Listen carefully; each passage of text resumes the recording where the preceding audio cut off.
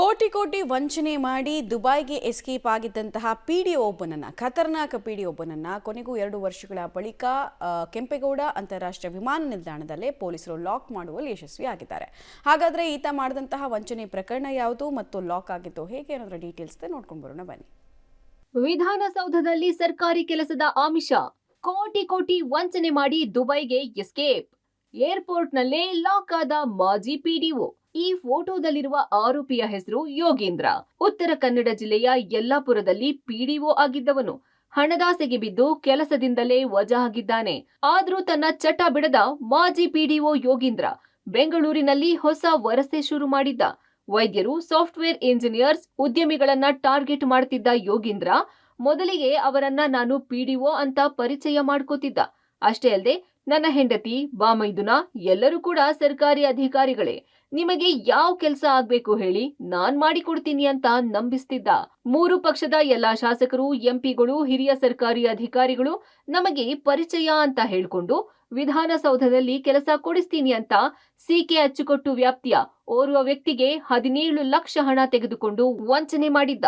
ನಂತರ ಯಲಹಂಕ ನ್ಯೂಟೌನ್ನಲ್ಲಿ ವೈದ್ಯ ದಂಪತಿಯನ್ನ ಪರಿಚಯ ಮಾಡಿಕೊಂಡ ಯೋಗೇಂದ್ರ ಪಿಡಿಒ ಕೆಲಸದ ಜೊತೆಗೆ ವಿದೇಶದಿಂದ ಚಿನ್ನವನ್ನ ಕಡಿಮೆ ಬೆಲೆಗೆ ಬೆಂಗಳೂರಿಗೆ ಆಮದು ಮಾಡ್ತೀನಿ ಅಂದಿದ್ದ.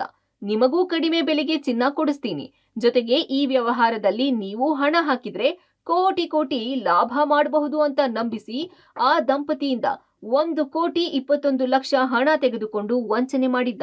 ಬರೀ ಇದಿಷ್ಟೇ ಅಲ್ಲದೆ ವಿವಿಪುರದಲ್ಲಿ ಉದ್ಯಮಿಯೊಬ್ಬರಿಗೆ ಕಂಪನಿಯಲ್ಲಿ ಹೂಡಿಕೆ ಮಾಡಿ ಹಣ ಡಬಲ್ ಮಾಡಿಕೊಡುವ ಆಮಿಷ ಒಡ್ಡಿ 1,25 ಲಕ್ಷ ಹಣ ಪಡೆದು ವಂಚನೆ ಮಾಡಿದ್ದಾನೆ.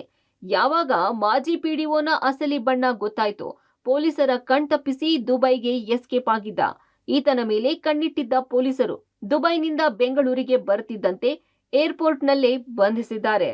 ಕೆಲಸ ಕೊಡಿಸ್ತೀನಿ ಅಂತ ಹೇಳಿ ಒಬ್ಬ ವ್ಯಕ್ತಿ, ಇವರು ಮಾಜಿ ಗವರ್ಮೆಂಟ್ ಸರ್ವೆಂಟ್ ಆಗಿರ್ತಾರೆ. ನಂತರ 2020ರಲ್ಲಿ ಡಿಸ್ಮಿಸ್ ಆಗಿರ್ತಾರೆ. ಇವರು 17 ಲಕ್ಷ ಫಿರ್ಯಾದಿದಾರರಿಂದ ಪಡೆದು ಪರಾರಿಯಾಗಿರ್ತಾರೆ. ಮೋಸ ಮಾಡಬಹುದಂತಹ ವ್ಯಕ್ತಿಗಳನ್ನ ಗುರುತಿಸಿ ಅವರುಗಳಿಗೆ ನನಗೆ ವಿಐಪಿಗಳು ಗೊತ್ತು, ರಾಜಕೀಯ ಚೆನ್ನಾಗಿ ಗೊತ್ತು, ಅಧಿಕಾರಿಗಳು ಗೊತ್ತು ಅಂತ ಒಂದು ನಂಬಿಸಿ ವಂಚನೆ ಮಾಡುವ ಉದ್ದೇಶದಿಂದ ಕೋಟ್ಯಾಂಗಟ್ಟಲೆ ದುಡ್ಡನ್ನ ವಂಚನೆ ಮಾಡ್ತಿರ್ತಾನೆ. ಈ ಆರೋಪಿತನನ್ನು ನಮ್ಮ ಏರ್ಪೋರ್ಟ್ ನಲ್ಲಿ ದಸ್ತಗಿರಿ ಮಾಡಿರ್ತಾರೆ.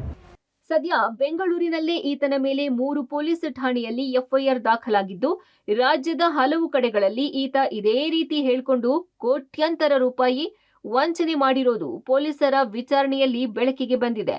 ಪೊಲೀಸರ ವಿಚಾರಣೆ ನಂತರವೇ ಮತ್ತಷ್ಟು ವಂಚನೆ ಪ್ರಕರಣಗಳು ಬೆಳಕಿಗೆ ಬರಬೇಕಿದೆ.